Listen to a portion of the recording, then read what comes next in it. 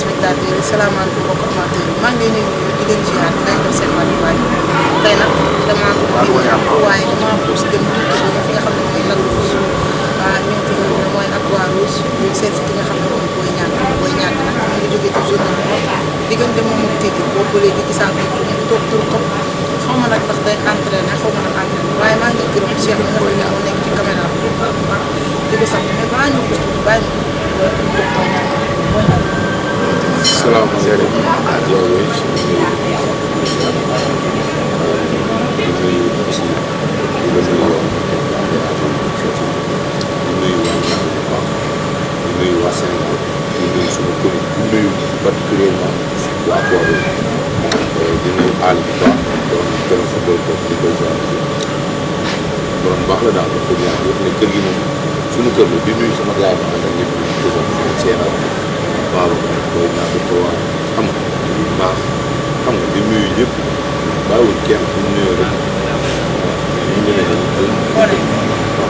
si dëkk bi waaw toog ñàgg xam nga ñun ñàgg rek ñu leen lu am rek dañ koy ñàgg leen ñu xam ne dañ koy wuti mais Boy Niang gis nga keroog nga duggee ci làmb waaw mais c'est normal ci boobu làmb bi léegi da ngaa xaw a mystique de non man musique mais keroog beneen stratégie làmb ji doon bëree la ko làmb ji ku ko gis booy wax musique day fekk na pour man musique pour man ci làmb bu taxee ñu wax musique dëgg waroon xool Tigre rek mu daan nga xool Tigre mu daan waaw musique la ñu wax bu dee musique la man nga def mais man aw ma musique nee na da nga fa am mystique ah Tigre wax dëgg yàlla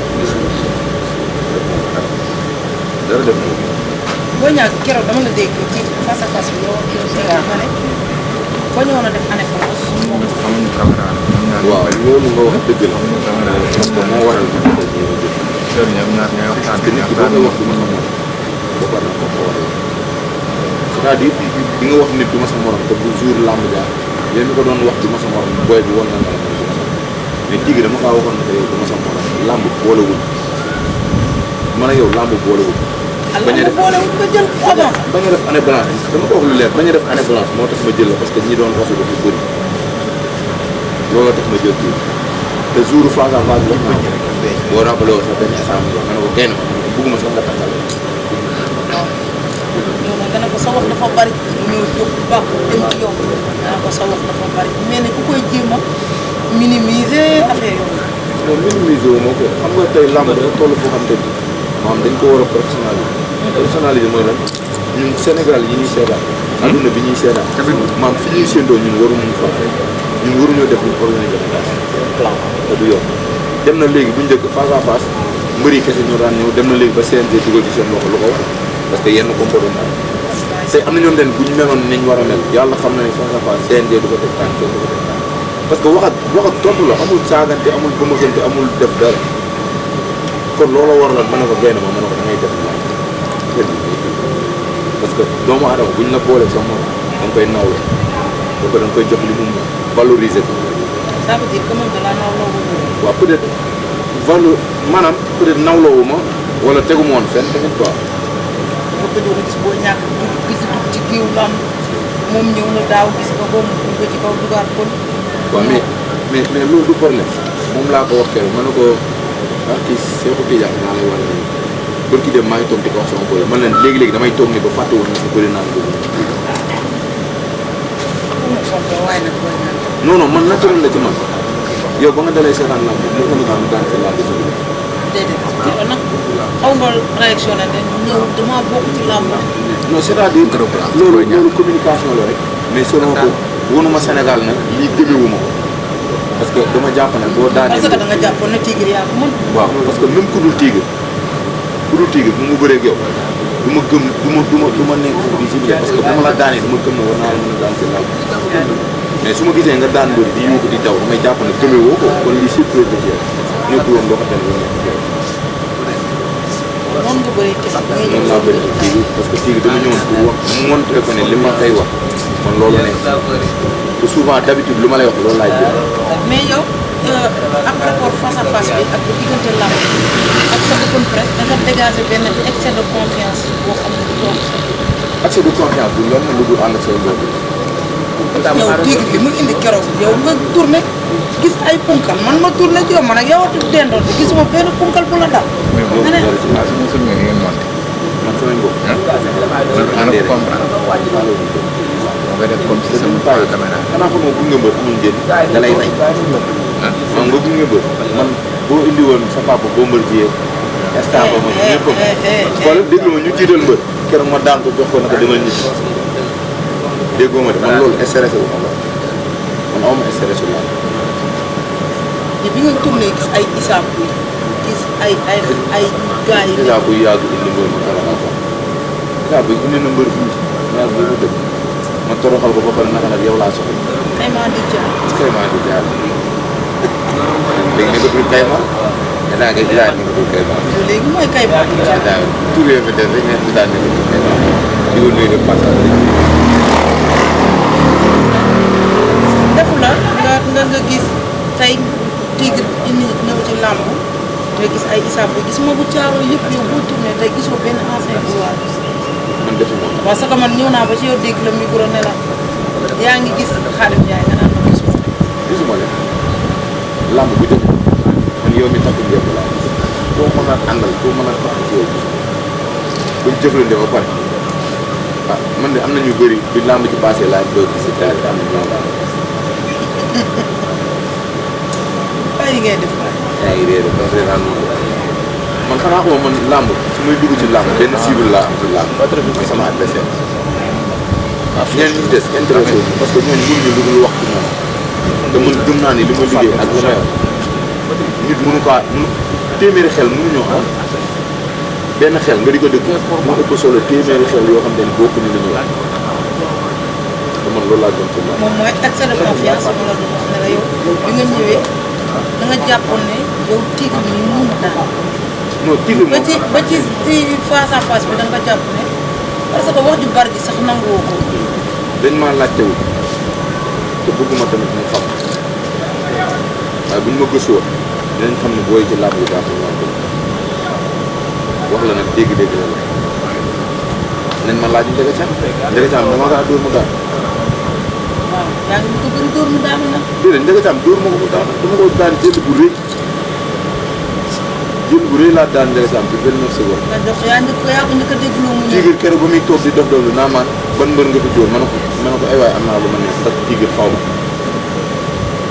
dama fay dajale ay mbër di dóor ba sama ménager taxaw na ma boo bàyyiwul li ngay def di nga dem bay na mu jox da ngay dem bay parce que ñun ménager yi suñu biir boobu ci boppam sax nanguwuñ laa jël ba mbër yi di la jox ma ne ko kon bàyyi naa léegi nag ma ñëw Tigre yeeyaat ma na ma c'est-à-dire yow koo mos a dóor ci làmb moom tamit ko kan laay dóor ma ne ko yow sa cere dinaa ko siiw mu diw mos kenn mosu kaa siiw yàlla suturaal nañ bañ siimal ko cere ba mu keroog kay nee na la góor mosu ko ah non toroxalu ma ko de dama kaa wan li ma ko mën a toroxal moom kenn mënu kaa def jaamu yàlla nit moom kenn mënu kaa toroxal parce que yàlla moo ko joxe yàlla moo ñu may nag jiwoo ci ba mu demee ni mu demee ni bii dañ koy sant yàlla bu baax jox na Tigre ci courage làmb moo demee noonu adduna saa boo demee ba jàpp ni yaa fi nag ku dul yàlla rek na laaj yaxi jóg yëpp sant la xam nga damay dégg olof di wax bu garaaw lu yàlla neen waaye lu yàlla rocceeku lu ne nga defee nekk. boo tuddee Yaxya Jóob Yékini sama xol bi day seet le meilleur lutteur du cinquantenaire nee naa faata bi man ki nga xam ne moom dundeewul làmb day dundal làmb moom Yékini ndax bàyyi na làmb jël loxoom dugalaat ko ci biir làmb koo xam ne waxul daray làmb lépp loo xam ne day soxal Yaxya Jóob day def weer at bu jot mu teg 45 ans def ko ci làmb seen tey gis nañ fi ay mbër yu bëri bàyyi ñu yore seen xaalis ñu ngi garder seen xaalis di ko lekk si waaye moom moo koy defaat ci biir làmb. Yaxya symbole pour la man Yaxya sama idole la yàgg naa ko suivi di ko seetaan demoon naa ko combat Yaxya ma ko seetaan dañuy tëj ko bu ma ko seetaan doo comme benn xarit maa ngi koy ñaan yàlla yaa ngi ko yàlla yéen kooku rek moo daan xam ne combat Yaxya day am mu ñëw fukk sama bu ne ba di ko bëgg a daj neen di dugg toog moom ngeen seetaan ma ne ko déedéet man Yaxya maanaam amul benn problème bu ñuy def ci man daf may jàngal bëri Yaxya Jóob Yékini maa la wax lii de jël bu mu daane mbër bu ne jël bu mu daan mbër da ngay laaj koy naa bu mu xëyee ba def naa jëm koo daal jël yi mu bëree yëpp nag laa la ba ma ko dalee bàyyi xel di ko suivre bàyyi ko xel di ko suivre topp jël amul jël bi mu daan mbër te daan jël bi mu daan bawoo daan naa ko sama équipe nit ba mu damaa mujj rus tey nga déer tey nga déer batterie bi daa fi waxoon naa la mu sar Yaxya Diop symbole la ci làmb quoi Yaxya grand champion la mais tamit dañuy wax na yàlla na ko yàlla defal jàmm ba lu mu mën ren déwén mu mën lu ko raw parce que li gars yi di wax maanaam dundewul làmb mais dafa dund ci làmb ba pare wëlbatu ko ñëw dundal làmb comme ce qu'on dit des fois nga gis koo xam ne day nekk ci benn affaire ba may ko lim am bu pare mu woon ko ginnaaw loolu dañ ko war a moytu dañ ko war a sóoraal parce que bokk na ci li ñuy wax na mooy sooxeeloo làmb tey ci tey toll nañ foo xam ne man gëm naa ni li ñuy wax les tonnerres yi fi nekk sa papa keneen ak keneen buñ bàyyi làmb war nañ mën a ñëwaat ci làmb mais pas nga utiliser làmb ba làmb may la li nga am foo toll làmb la boo dawalee oto làmb la boo amee kër làmb la ba pare nga wëlbati ko lu won làmb ginnaaw loolu yaakaar naa non ak lu làmb ak mbëri choisir ñu loolu ci làmb parce que yow ba nga ciy toll ak ñawoon mais léegi da ngay sóoraale say rakk ñooy ñëw say frère ñooy ñëw say jarbaat ñooy ñëw kon ñooñu yaa leen mën a dara dooleel. comme j'ai vu aussi ku mel ni Papa Sow ak tam dama ko rafetlu. surtout Papa Sow waaw nekk mbër ba pare jóge fa bàyyi rek effectivement nga nekk promoteur di tëgg ay booy maanaam xam li làmb laaj xam li làmb di dunde non làmb dafa war a mën a dem ba ñi doon dunde làmb tey ñoom ñooy téye làmb bu boobaa làmb du suux làmb du am problème boo déggee ñu naan suux na mooy ki ko yor rek moo ko maîtriser wul parce que tey bu ma nekkee mbër tëgg làmb bu ñu demee ba làmb ji am problème man dinaa xam ne lii mbër laa mos na maa dal dinaa xam nan laa koy gérer mais ku musul nekk mbër yor naa ay millions ñëw rek nekk promoteur ba am na loo xamante ni bu ko gisee day lawaat fa mu jóge woon kon nag dañuy wax na ñun ñu jiitu ci làmb te loolu la ñuy wax les tonnerres dañ leen di wax ne buñ jeexalee ci làmb nañ ñëwaat gestu làmb uuf làmb pousse làmb mu avancé xam ne seen i rakk ak seen i jarbaat ñoo ciy jariñuwaat suba ak ëllëg. ñu jógee ci point boobu noonu Boy Niang fan la jëm. Boy Niang moom wax dëgg yàlla nit ñi war nañoo mën a xam fu mu jëm moom samay bëri na ak samay morom bëri ak samay rakk. mais par rapport ça ñaata combat nga def. am naa 19 combats. ñaata victoire. am naa 15 victoire 4 défaites. sa premier combat nga dégg mu. non bëri naa 7 combats tegale 7 victoire. kan moo la daan. Alioune Mbaye Nder moo ma nax Thiès. lii moo tax nga bañ a duggaat Thiès. ma ñëw indi fuggu xale. ñëw Alioune Mbaye Nder ndax ma daan na ci làmb ma jógewaat fa teglewaat ay victoire bu ma ñëwee kan moo ma daanaat Ziza moo ma daanaat.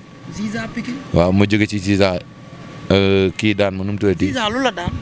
Reug bon xam nga temps yi tamit wax dëgg yàlla damay jàpp na maanaam dañuy wax ne nit ki lépp loo nekk tant que yàggoo ci doo ci am expérience. excès de confiance. excès de confiance jàpp na tamit yow jàpp na tamit koo gis rek yaa ko mën mbër yi dañu war a moytu loolu. mais bu bëreeg Ziza ba mu lay daan. Ziza maa ngi bëreeg moom fële nu mu tuddati Iba Mar Diop. Ziza nan nga bëree bi boobu Ziza war na mën. c'est-à-dire Ziza dañ ñëw. ak relonge bi Boy waaw Niang ak si parce que Ziza lan la dama dem ak accès de confiance Ziza daw bëtt ma génn si flanc bi ma jàpp ci ngemb li dee ci nag Ziza fu mu tourné buy siggi wala bu taxawee ma dóor ko mbot Ziza yëkkati ma bi may teg may enchaîner mbot sama tànk yi glissé ma teg fees loolu la ma Ziza daane ndax boobu fi ma jàpp man xam naa ni dëgër na te xam naa ni Ziza fu ma cëppeele mën naa kaa tëgg mbot mu rëy mais fi may tege tànk bâche yi après nga glissé Iba Mar Diop boo ko gisee looloo taxoon mu metti woon ci làmb quoi bëri na ñu yàqal seen làmb du am suuf mais voilà du bëri suuf ba pare ndox bi après même bu tooy sax peut-être day dem ba day gën bu woowee parce que suuf bu woowee te bariwul day bouger normal waaw bëri na ñu xañ seen làmb quoi. sama troisième défaite Reug waaw maag Reug sa yoon Reug mu ngi bokkoon na ci. bien sûr parce que ay génération lañ presque dañoo départ ndoo ci làmb xam nga làmb moo waxul dëgg rek ak tamit jàppale làmb dafa soxla jàppale. Reug da la ëppoon jàppale ci jamono. bien sûr kuy dem mbapat ñu jox la 4x4 da nga mën a bokk ak kuy jël Jakarta wala saret.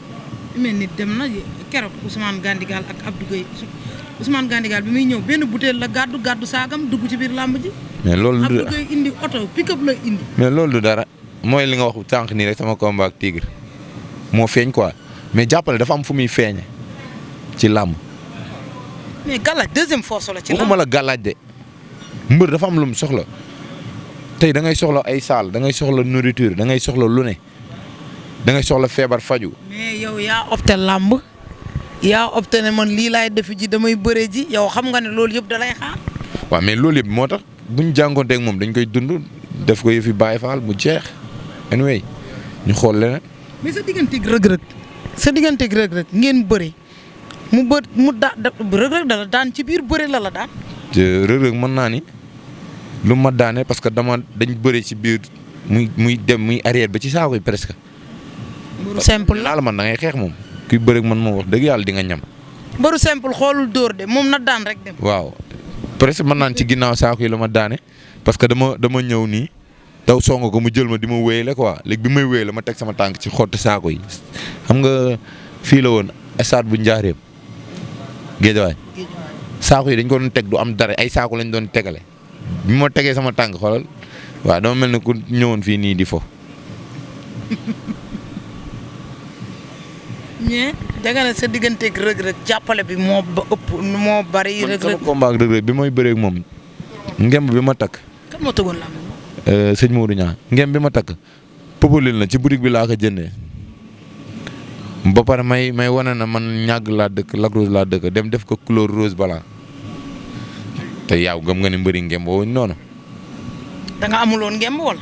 bay amu woon dara. pour te dire de vrai boobu man sañ-sañ laa daan demee rek ku dem jënd popeline ci boutique bi ñaari popeline ñaari couleur nga boole ko ngemb. xamoon ne da ngay daanu yoo xam nga ne bi ngay non pas xam ne da ngay daanu mais gëmoon naan damay daan moo tax ma sol sama couleur dëkk. yow rëg-rëg ànd ak say mbokk yow ñu jox la rëg-rëg yow rëg-rëg toj na Iba Mar di yow rëg-rëg bi mu lay jël boobu daanaka mooy tëgg boppam. non rëg boobu tëggul boppam rëg ñoo dépendre loo. rëg mais boobu bi muy def lool biñ may daan boobu rëg def na ñaata at pour mel ni boobu 3e combat am la xaw ma. jamono boobu la lay dëkku di dëkk soq. waaw fu mu romb soq di dëkk ko. waaw mais noonu la àdduna noonu la quoi dañ koy sant yàlla bu baax aussi nag parce que man ma jógee ci rëg-rëg toog naa 2 ans bëriwuma. toog nga 2 ans bëriwuma. sant yàlla bu baax comme ñu ngi ñëwaat ci làmb nii di góorgóorlu. mais lu tax nga toog 2 ans bëriwul. sant yàlla rek sant yàlla. déedéet. non làmb la. dalaa laal wal. bu jeexee rek jeex na. mais mën nañu ñëw ndax dalaa laal ndax rëg-rëg dalaa laal wala fi lañ ko fekk. dalaa mën ci gàlla. non ndogalu yàlla bu amee ci nit kenn mënul dara. nga feebar rek waaw dama feebaroon toog naa 2 ans bëriwuma. lan loolu la. non dara feebar nii rek comme feebar yi dal ñëpp rek. feebar rek garaaw. dalaa mënoon ci gàlla. déet waxuma mën na ma ci gàllaaj mais damaa feebar daal bi ma. mais ñëwal rek nañ dañuy loo xam ne mënu ma ko man mënu ma yàq der te am na loon bu yàggee ci réew mi non mais tey ji exemple ma jox la benn exemple bu ndaw tey su ma toogoon ci télé na dama feebar dama bëreeg diw ba pare feebar kon boo dee lu askan wi di wax. ki dàq bëre ci Sénégal ki nga xam ne li mu def kenn du ko def ci làmb muy Yaxya mi ngay wax ba mu bëreeg Balla Gaye mu daan ko bi mu demee ay at reculer ñëwaat dafa ne damaa feebaroon loolu fii lañ ko fekk. mais Yékini avant Balla Gaye mu ngi wax daa feebar mu ngi amee woon ay nerf sciatique. boobu mais génn ci bu doon daa jóge ci. mais génn ci télé wax ko daa bëreeg Balla Gaye mu daan ko mu bëreeg la man déglu naa ko avant combat am nga Balla Gaye. déedéet daa bëreeg Balla Gaye mu daan ko mu bëreeg la dageer mu daan ko mu wax ne man. mais Yékini xam nga la moo lay confirmer feebaram Yékini ci làmb mus na ñëw di wax ak Père Robert Souk. mais loolu yëpp amul mais yow keroog bi ngay ñëw ci làmb ji noo mel. mais nice. yow ñu lay sotti gàllaaj ngay wow ñu lay sotti ndox ngay wow koŋ. ah non woowu ma de. woowu ma moom. wow di wow koŋ di weex fur nga ne. sama combat bi baati. sa combat ak yow ak Reug Reug. non woowu ma de àdduna moo demee noonu rek. yow ñu lay sotti butéel ngay weex fur. di fendi ah. di fendi nga ne yow. est-ce que boobu sama yaram bi moom maroon rek xam naa. xam nga des fois am na gaa am ne dañ seen yaram bu maree day naan. nga toog 2 ans bëriwul. waaw nga feebar làqatu. waaw bi ma génnee tamit dama feebaroon booy on tourne le pas dama feebaroon tane naa di sant yàlla bu baax di nuyu aussi sama grand bi nekk Mbour parce que man bi ma feebaree Mbour laa nekkoon fa laa doon fajoo cey waa Mbour dañoo di nuyu aussi waa CEDEPS bu Mbour maa leen nuyu sama gars yi point d'interrogation di leen nuyu bu baax. mënut a yem foofu de. fi lay yem de. jékki-jékki toog nga 2 ans bëree woo gisuñu booy ñàkk dégguñu ko mais bi nga bëree Ndiaga Thiam tamit la même chose la de. sama combat Ndiaga Thiam bi ma jógee ci moom du woon loolu quoi bi ma jógee ci Ndiaga Thiam maa ngi jëloon Valdo ci combat journée Modou Lo Ama Baldé. Modou Lo Ama Baldé mu yàqu. mu yàqu Valdo ay promoteur ñëwaat di ko tëgg mu ne bëriwul kooku kenn mënu si dara. mais yéen a ngi ak avance su Luc Nicolaï. wala da leen koo may. avance boobu kay est-ce que rombul boobu jàll na de on dit avance boobu. combat bi taxawaat na de. ko man de kenn contact yow wax dëgg yàlla déggaatuma si dara quoi. mais bi nga bëree Ndiaga Thiam dañ la jox avance su Valdo nga toogaat depuis kon yow 2 ans toog nga doog a bëri. moo tax man la si damay bañ a année blanche 2 fois moo taxoon ma jël Tigre parce que Ndiaga Thiam maa ngi ko daan le 9 janvier 2021. adversaire bu ñu wax tey suba mu naan non. yaa ko njëkk a déggloo muñal.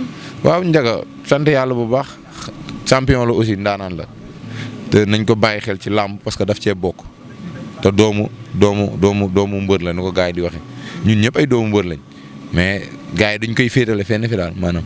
moom ngemb li ci biir kër gi la ko fekk ngemboo ko. waaw man sama bos ci kër gi laa ko fekk. sa papa mbër. sama papa mbër la rakkam mbër la rakkam doon na bërindoo ak ay ñoom tubaabu joor ak ñooñu. nu mu tudd. xëy na dama ñëwoon fekk mu fende lu yàgg rek ma bay jus.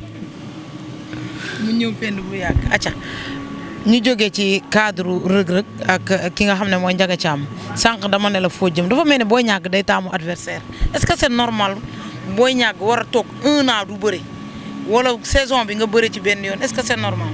mais gars yi ñooy wut yoon bu yomb de. yow nga wut yoon bu jafe. man ci laa dëkk di ku jël Ndiaga Thiam ñuy yéen waaye amul defet ba ma ko jëlee lu ne ma dégg ko man leen teen bi man maa koy yor ci teen bi gëmuñu ko ma jóge fa ma jël Tigre Junior mu am 11 combats 10 victoires benn défaite comme te ne ba 3e combat am la gëj a dégg mu ñor xanaa mooy ut lu jafe fa la toll. yow sa problème mooy da ngay taamu adversaire.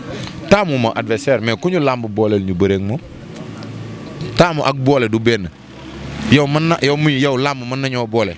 ñu war a mën a bëri ñu seet si la nga ne doo bëri ak man te doo ko leeral lan moo tax nangoo bëri ak man. démb école de lutte Balla Gaye laa jógee dugaar pël ne na ma ñu Boy Niang jël dootu ko def Tigre lay dóor mu daan waaye man du ma dóor mu daan.